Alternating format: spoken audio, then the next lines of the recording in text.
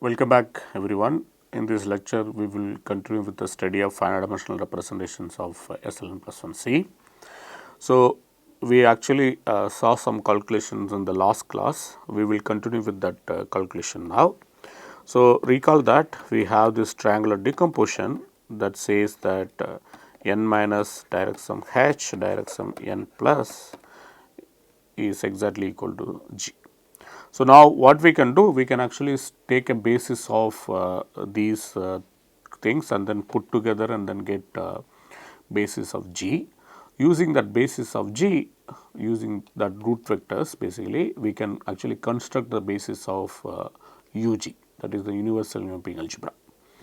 So, that basis what we are interested in. If you actually use this triangular decomposition and use the PBW theorem, then it is easy to see that then the UG is indeed written as the product of these two copies of UN minus UH and UN plus. Okay.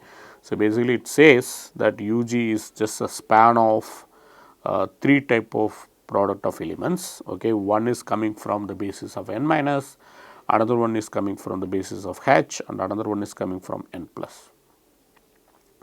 So, now if we start with V being finite dimensional representation of G, so then we can easily see that the weights of V, so that is going to be only finite. Okay. So, this cardinality of the weights is going to be finite. So, whenever you apply xi, the weight actually increases. Okay.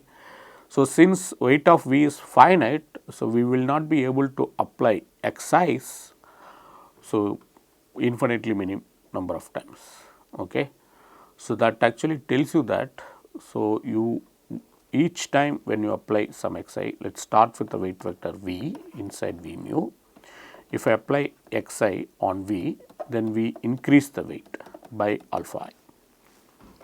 Now, if you take some other xj and then apply it on this, then what happens? So, then again the weight is increased by alpha j, but it cannot go forever. So, it has to stop at some point. So, that actually tells you that there will be a vector inside V your representation. So, there exists a vector, again non-zero vector inside your representation V, such that xi V will be 0 for all I range from 1 to n. Okay.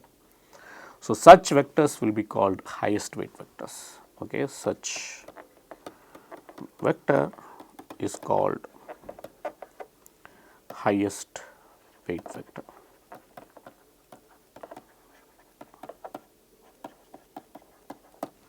Then observe that if V is highest weight vector inside your V, then xv must be 0 for all x in n plus. That is because n plus is generated by x1 etc. xn. Okay. So, similar to highest weight vector, one can also define lowest weight vector, because we are always going to work with n plus, we just fix the highest weight vector. So, now it is easy to see xv is 0 for all x in n plus. Since V is a weight vector, it has to come from some weight space V mu. The action of h is going to be just a scalar multiplication. So, it is given by mu of h V for all h in h. So, now if you go back to this decomposition of UG into these UN minus UH and UN plus, then you can easily see that using the PBW type basis that entire UN plus copy actually just kills these vectors. Okay. So, only that so I will leave it as exercise. This is not very hard to prove. If you take UN plus and then apply it on V, then you get exactly CV. That is because xv is 0 for all x in n plus. If you take any element of un plus, that will be the like the spanning set, that will be the product of elements from n plus, all of them kills. So, you get just C. Now, if I take UH, how it is going to act on CV? Since H is acting as scalar on V for all H. So, UH is going to be just a span of product of elements from H, that also going to act as scalar on V. So, again this is going to be CV. So, this implies that UGV is just given by UN minus V. Okay. So, if you think about it, this is going to be the span of, just you fix some order of the positive roots, let us call it beta 1 etcetera beta n. So, this is the some order, okay, positive roots. So, that recall that phi plus is nothing but epsilon I minus epsilon j, where 1 less than or equal to I less than j less than or equal to n plus 1. So, you fix some ordering on these positive roots, that you call it beta 1 etcetera beta n. Okay. So, then it is clear from PBW type basis that y beta 1 power r 1 etcetera y beta n power r n. So, that will form a basis for the u n minus. Okay. So, because this y betas, they are the elements of g minus beta. So, this is the notation. Okay. So, now if you apply these operators on V, so then you can easily see that, so this will actually form spanning set for this UG of V. Okay. So, now if you take this submodule, so this is indeed G submodule generated by this highest weight vector, then we have some information about the weights of that submodule. Okay. The weights of this UGV, you can see that this is indeed contained in, okay, lambda minus, okay, Z plus span of, okay, let us write it here, some R 1 beta 1 plus etcetera R n beta n, where this R is comes from non-negative integers.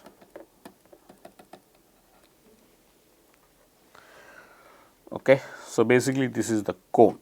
So, note that, so we already have what are all this phi plus. So, phi plus also can be rewritten as follows. So, this is exactly alpha I plus etcetera alpha j for 1 less than, if not equal to I less than j less than or equal to n. So, in particularly if you take the negative roots, it will be the minus of this. Okay. So, all these beta i's can be rewritten in terms of alpha i's. So, in particularly what is there on the right side. So, this is can be identified with lambda minus q plus, where q plus is the cone which is spanned by Z plus span of these alpha i's, I range from 1 to n. It is not hard to see that weight of this UGV is indeed contained in this cone lambda minus q plus. So, this is what we call as cone, okay, bounded above by lambda. So, this motivates us to actually define partial order on H star. Okay. So, here is the partial order. So, we compare lambda and mu. So, where lambda and mu comes from H star, if and only if lambda minus mu is in q plus. So, this is the order that we actually take it. So, indeed what we proved that if mu is a weight of this module generated by this highest weight vector V, which has weight lambda, sorry, I want to fix the lambda's weight. So, this is lambda, we will keep it as highest weight. So, then you can see that this mu is indeed less than or equal to lambda. So, that is what we have proved. Okay. So, now since we have the spanning set that actually comes from this PBW type basis. Okay. So, just observe what we have proved. So, we proved that UG V, if V comes from V lambda such that xi V is 0 for all I ranging from 1 to n, which can be chosen. Then the UGV, which is the submodule, which is G submodule generated by V in, let us say, capital V. So, then this is given by the span of y beta 1 power r 1 etcetera y beta n r n applied on V, where r 1 etcetera r n are all greater than or equal to 0. Okay, because this is the spanning set, then you can easily see that the weight of this particular vector y beta 1 r 1 etcetera y beta n r n V is going to be exactly lambda minus r 1 beta 1 plus etcetera plus r n beta n. So, this is the calculation that we did last time. So, using that you can see that all the weights, if it survives, that must be less than or equal to lambda. Now, this weight, if it is lambda, if and only if all this r 1 etcetera r n must be 0. That tells you that if you take this UGV and then look at this lambda weight space, the dimension of that must be just 1, because this is indeed spanned by this highest weight vector V. Okay. So, that is why the dimension of that is exactly 1. So, let us actually write down what are all things that we have proved so far. So, here is the proportion. Let us take V being a finite dimensional G module and assume that V is generated by this highest weight vector V. So, this is the highest weight vector with highest weight lambda. So, this lambda is genuinely called highest weight, that is because all other weights are smaller than lambda in this space. Okay.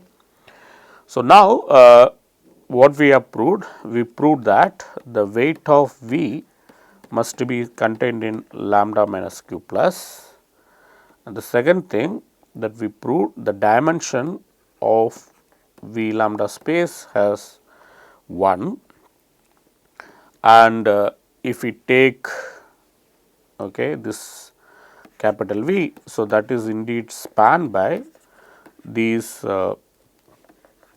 vectors y beta 1 power r 1 etcetera y beta n power r n applied on V, where r 1 etcetera r n, they are all non-negative integers. Okay.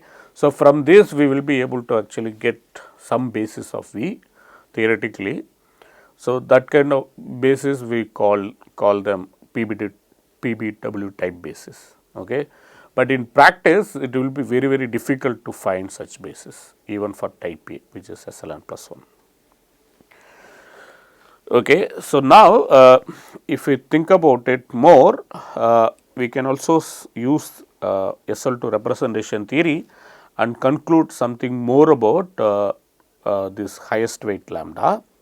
So, we can prove that this lambda actually takes non-negative integral value when you apply it on Hi.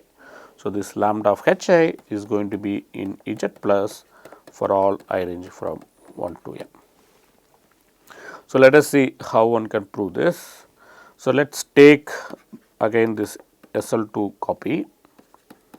So, this is the SL2 copy. Now, look at this SL2 module generated by this highest weight vector V,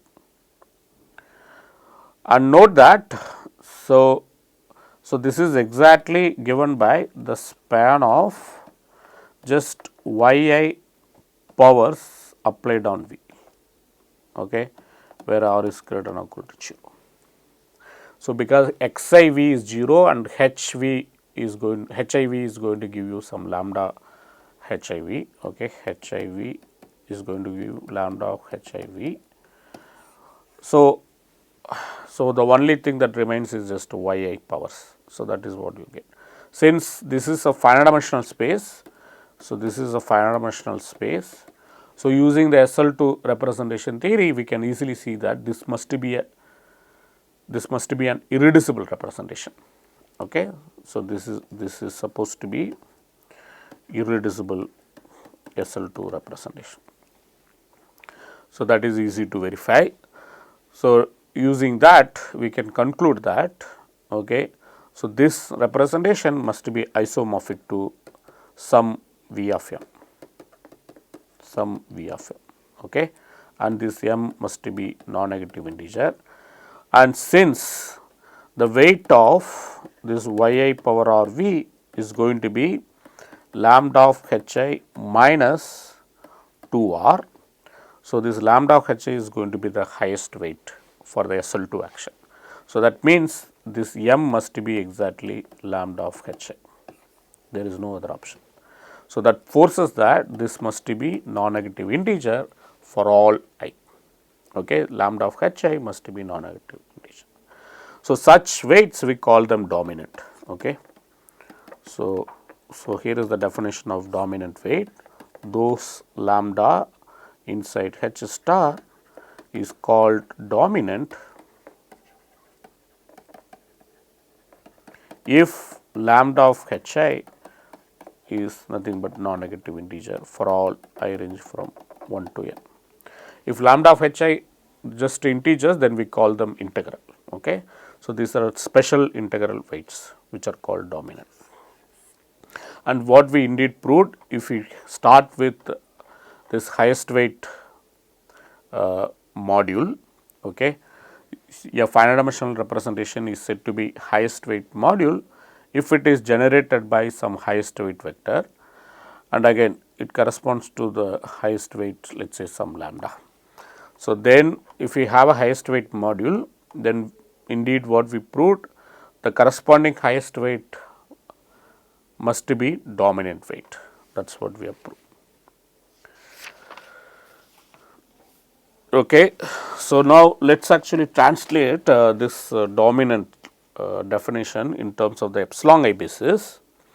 So, if you actually translate it, what you can do, you can see that this lambda is dominant if and only if, so lambda of hi must be integer for all I range from 1 to n. So, that is by definition.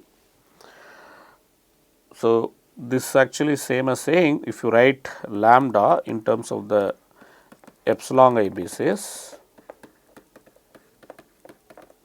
so then this is equivalent to saying ai minus ai plus 1 must be non-negative integer. Okay. So, this I will leave it as exercise, you can actually just work it out. And again this partial order that we have defined, okay, which is called dominance order, that is also actually very crucial. So, we will try to understand what it means in terms of the epsilon I basis. Let us say lambda and mu are given element in H star, write lambda in terms of the epsilons and then write mu again in terms of epsilons.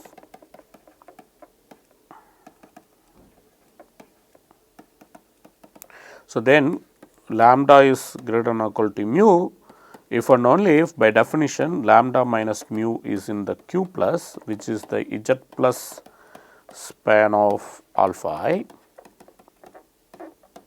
So, now if and only if you can conclude using this bunch of these ai's and bj's. So, this is same as saying that a1 is greater than or equal to b1, a1 plus a2 is greater than or equal to b1 plus b2 and so on. then if you take A1 plus etc. plus AN, that should be greater than or equal to B1 plus etc. plus Bn. Now, since this lambda mu they are all coming from H star, the sum of the coordinates must be same. So, A1 plus etc. N plus 1, that should be same as this B1 plus etc. Bn plus 1, because up to modulo this epsilon 1 plus etc. epsilon plus 1 we have to consider. So, that is why these coordinates should be, the sum should be equal. Okay. So, this is how it translates the dominance order in terms of the epsilon I basis. So, this is also good information to keep it. Okay. So, now we can also use these Chevrolet generators to rewrite the spanning set. Okay. Maybe I will actually start with this very basic exercise. So, if you think about it, if I take this u n plus, okay, we already know that it has a basis in terms of the root vectors. Okay. So, this is indeed spanned by y beta 1 power r 1 etc. y beta n power r n, where r 1 etc. r n they are all coming from the non-negative integers, where beta 1 etc. beta n. So, this is the ordered positive roots. Okay. So, now if we take these Chevrolet generators which are yi, we know that the Chevrolet generators indeed generate n minus as Lie algebra. Okay. So, that means if you take this u n minus, so that is also again if you think about as associative algebra.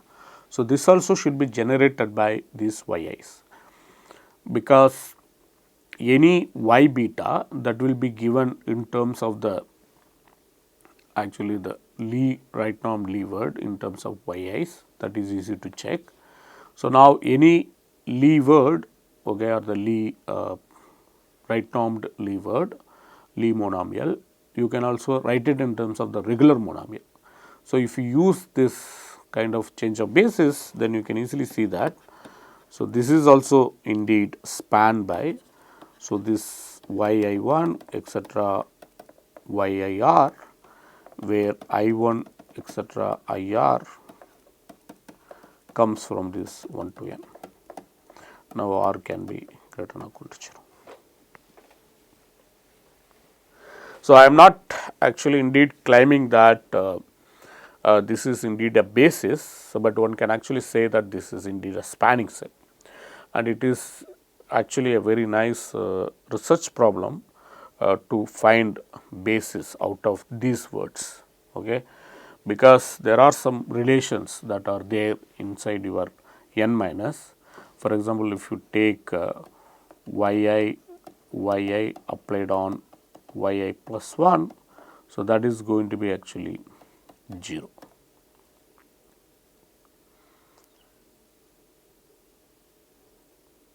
Okay. So, such relations are actually going to give some relation among these letters yi's. So, if you use it, you have to actually reduce this spanning set to a basis. Okay.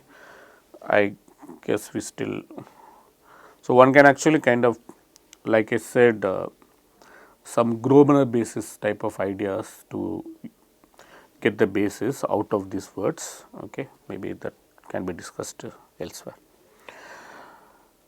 So, now if you take this type of spanning set, it is easy to see that now if you take V being the highest weight representation, okay, this is let us say highest weight representation of highest weight lambda.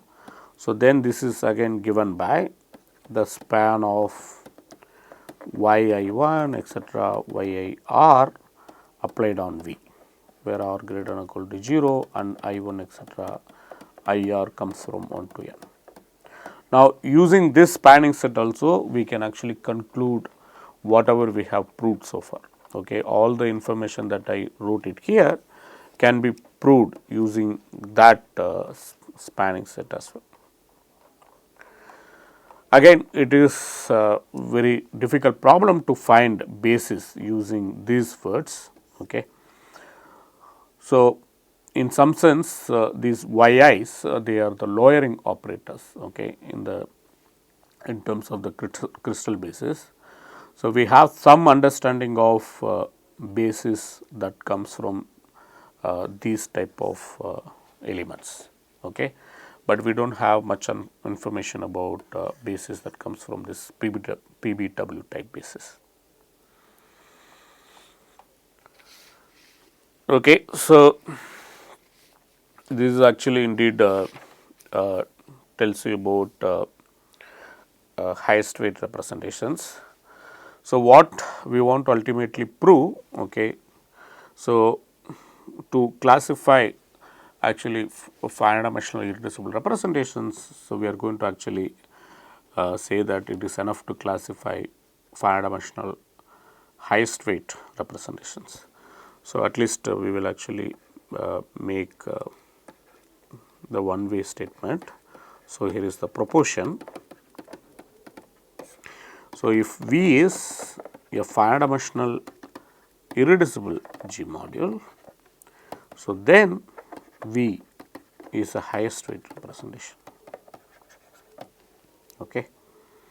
So, why this is true? So, if you start with V being irreducible, choose any vector which is non-zero from V, okay, and which is also highest weight vector.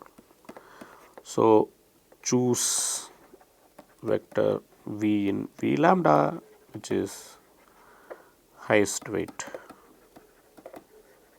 vector, and for any finite dimensional representation highest weight vectors exist, okay, that is not a problem because the weights are finite. So, we can't keep adding alpha i's. So, at some point we have to start with any weight and then keep applying xi's, then you reach some point, after that you can't keep adding. So, at that point if it is non-zero, that must be highest weight vector.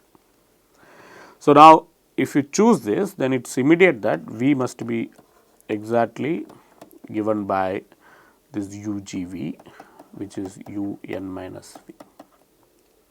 Okay.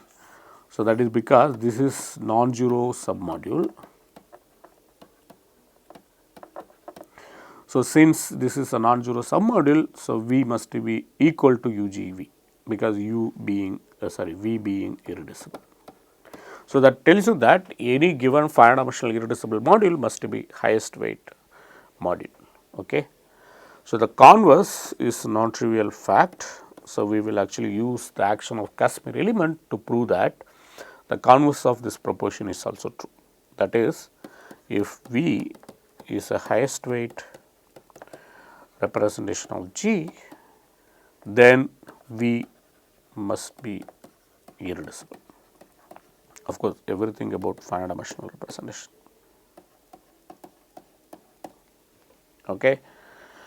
So, now with this actually we can actually come down to the classification problem, to this classification of finite dimensional highest weight representation.